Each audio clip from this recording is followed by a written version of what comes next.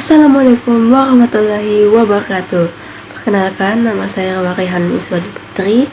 Pada kesempatan kali ini, saya akan membahas kalor dan termodinamika. Dan ada tujuan pembelajaran yang akan kita bahas pada video kali ini. Yang pertama, apakah kalian tahu apa saja perpindahan-perpindahan kalor yang ada dalam kehidupan sehari-hari? Nah, contohnya itu guys, seperti air mendidih, es yang mencair, rel kereta api yang melengkung saat panas. Nah, dari ketiga tadi dapat kita simpulkan kalau pengaruh kalor dalam kehidupan sehari-hari itu dapat mengubah suhu, merubah zat, dan memuai dan menyusut.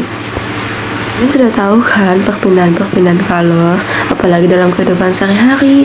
Tapi ternyata perpindahan kalor itu terbagi menjadi 3. Yang pertama konduksi, konveksi, dan radiasi. Nah, pertama aku jelaskan konduksi. Konduksi itu perpindahan kalor yang dimana zat perantaranya itu tidak berpindah. Jadi perpindahan kalor tanpa perpindahan zat perantara. Nah, contohnya itu saat kita memasak dengan panci logam, nah panasnya itu merambat ke panci. Yang kedua itu konveksi, yaitu perpindahan kalor melalui cairan atau gas. Contohnya itu saat kita memasak air, nah itu panasnya merambat tuh lewat airnya yang mendidih kan.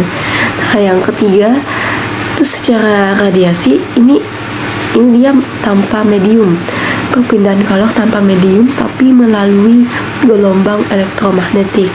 Nah, contohnya itu kita dapat lihat setiap hari, yaitu panas matahari yang sampai ke bumi. 3, simpel saja percobaannya, itu mencampurkan air panas dengan air dingin. Nah, apabila air panas dan air dingin dicampurkan, air panas ini melepaskan kalor dan air dingin ini menyerap kalor. Jadi akibatnya akan menjadi suhu tengah, tergantung dengan suhu dan volume masing-masing air tersebut. 4, pertukaran energi dengan lingkungan, yang dimana ini sering dikaitkan dengan hukum termodinamika 1 yang membahas tentang hukum kekekalan energi. Yang ada 4 jenis pertukaran energi ini. Yang pertama itu isotermal, isobarik, isohorik atau bisa disebut juga isovolum. Yang keempat itu adiabatik. Yang pertama nih, isotermal. Isotermal itu pertukaran energi yang dimana suhunya tetap, jadi tidak ada perubahan energi di dalamnya. Yang kedua, isobarik, yang dimana ini tekanannya tetap, jadi ada perubahan suhu, terjadinya perubahan energi, dan terjadinya juga usaha. Yang ketiga ada isohorik atau isovolum, yang dimana ini volumenya tetap, jadi tidak ada usaha luar yang dilakukannya. Yang keempat itu adiabatik, tidak ada terjadi perubahan kalor, jadi tidak ada keluar masuknya kalor nih. Jadi itulah 4 jenis pertukaran energi. Nah, untuk gampangnya intinya itu isotermal itu suhunya tetap, isobarik itu tetap tekanannya tetap, yang ketiga isovolum itu volumenya tetap, yang keempat itu adiabatik, tidak ada pertukaran kalor. Merumuskan hukum 1 termodinamika.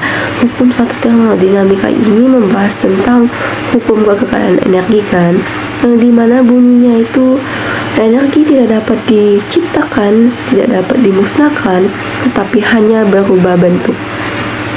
Dapat dirumuskan sebagai delta U sama dengan Q dikurang W, yang dimana delta U adalah perubahan energi, Q adalah kalor yang masuk atau kalor yang keluar, W adalah usaha. Menentukan usaha melalui diagram. Nah, diagram ini mempunyai hubungan antara tekanan dan volume. Dapat kita lihat contoh soal di samping. Nah, dapat kita masukkan rumusnya, yaitu usaha sama dengan E dikali delta V, yang dimana tekanan 2 kali 10 pangkat 5 dikali 2, jadi hasilnya 4 kali 10 pangkat 5 Joule. Cara kerja mesin kalor dan mesin pendingin. Jadi mesin kalor itu merupakan mesin yang dimana energi panas berubah menjadi energi mekanik. Nah, seperti mesin uap, mesin diesel. Dapat kita rumuskan cara menghitung efisiensinya, yaitu efisiensi sama dengan W per W1 atau kalor yang diserap dikali dengan 100%.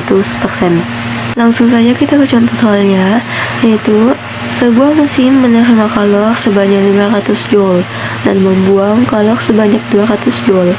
Jadi diketahui W1-nya itu 500 Joule, W2-nya 200 Joule.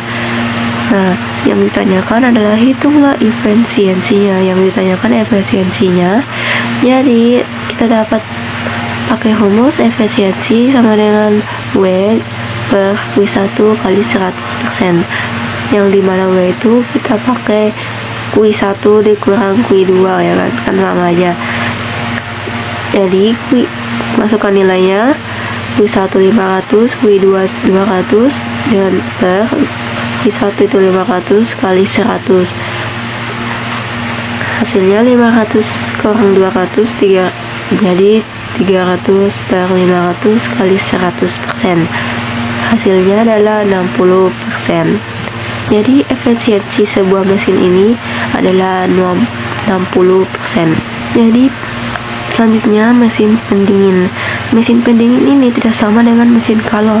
Kalau mesin kalor kan dia menghasilkan kerja kan. Nah, mesin pendingin ini tidak. Mesin pendingin ini malah menggunakan kerja untuk memindahkan panas suatu tempat ke tempat lain. Contohnya nih, kulkas, AC, freezer, dan masih banyak lagi. Nah, dalam mesin pendingin kita tidak sebut efisiensi biasa, tetapi kita sebut koefisien performa. Nah, untuk mencari koefisien performa ini dapat kita rumuskan W2 per W. Nah, saya punya contoh soal, yaitu sebuah kulkas menyerap panas 120 Joule dan membutuhkan kerja 40 Joule. Hitunglah COP-nya. Nah, diketahui W2-nya itu 120 Joule dan kerjanya itu atau W 40 Joule. Masukkan saja angkanya, jadi kita dapat 3 Joule. Jadi kulkas ini mempunyai koefisien sebanyak 3 Joule.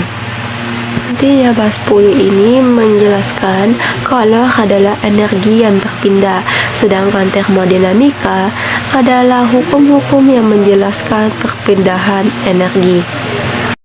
Jadi selama pembelajaran fisika, pengalaman saya itu fisika adalah pembelajaran yang menantang, apalagi soal-soalnya membutuhkan pemahaman konsep yang mendalam. Jadi fisika itu adalah pembelajaran yang butuh effort. Tapi di sisi lain, kalau kita menjawab pertanyaan soal-soal yang diberikan dan jawabannya benar, berhasil, itu ada rasa senangnya sendiri.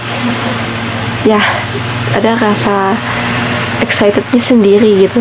Jadi intinya fisika itu seperti yang saya bilang, butuh effort. Selain kita belajar di sekolah, butuh juga kita belajar di rumah.